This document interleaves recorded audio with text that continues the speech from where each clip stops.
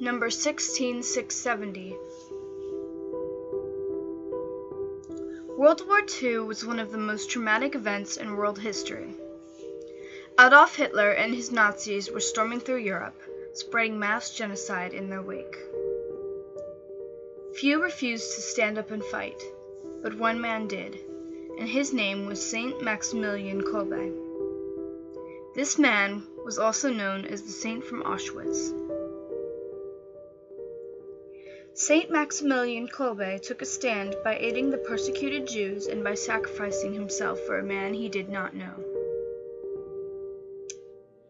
He showed that you could fight against Hitler and his Nazis without violence and with a strong faith in God.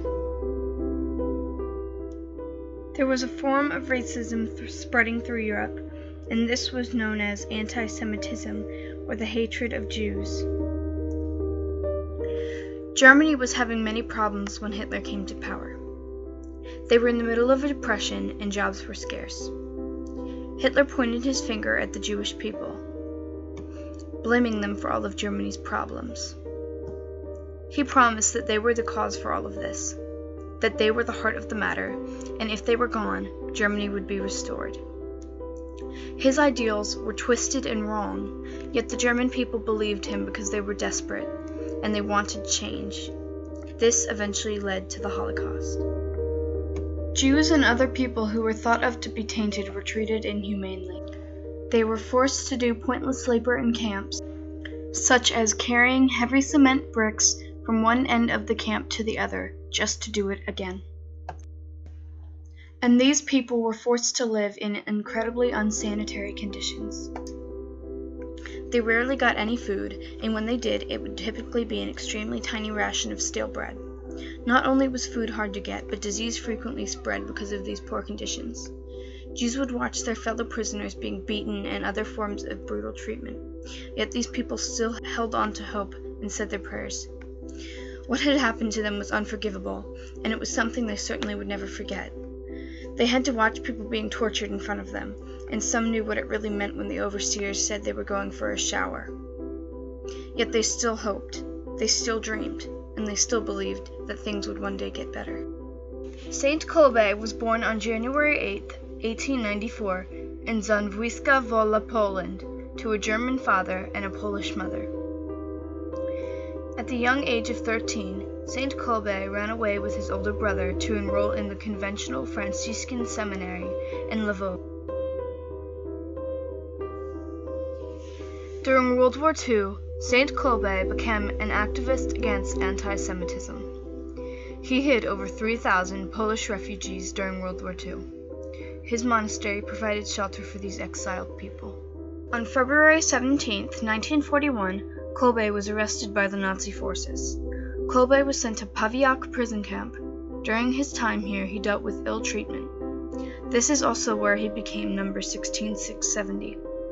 Saint Kolbe was later transferred to Auschwitz, one of the most brutal prison and death camps ever created. Saint Kolbe was sent to Block 9 in Auschwitz-Birkenau. One of the days he was there, a few prisoners from his block had escaped, prompting the overseers to select 10 men at random as punishment. These selected men would be sent to small, solitary rooms where they would be starved to death. One of these chosen men, Franciszek Głowniczak, began to cry, "I will never see my wife and children." Kolbe suddenly stepped forward, proclaiming, "I am a Catholic priest from Poland. I would like to take his place because he has a wife and children." This action came as a shock to everyone. The replacement was approved, and Saint Kolbe was taken away with the other doomed prisoners. It was things like this that made the Holocaust so horrific. It was things like this that caused Saint Kolbe to do what he did. Saint Kolbe was one out of 1 million people who were affected by the Holocaust. He was not the only one who believed that what the Nazis were doing was wrong. He wasn't one to kill in rebellion. He wasn't one to escape the camps. He was one to stand up. In a world full of hatred and disgust, he was brave enough to do something that the Nazis had tried to take away from him and so many others. He loved, regardless of all of the animosity surrounding him. He was willing to sacrifice everything he had to save others, including his life.